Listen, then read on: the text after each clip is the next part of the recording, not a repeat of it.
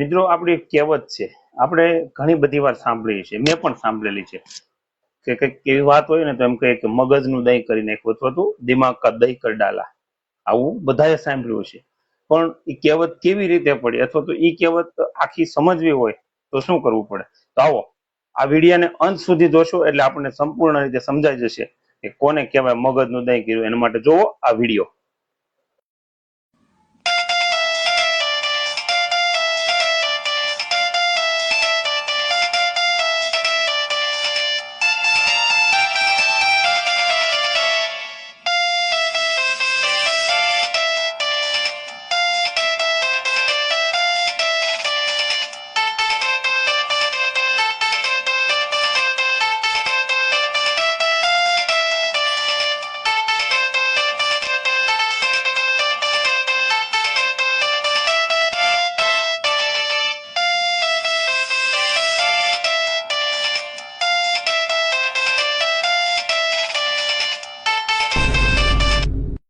हाँ हेलो बस अभी तुरंत आ रहा हूँ।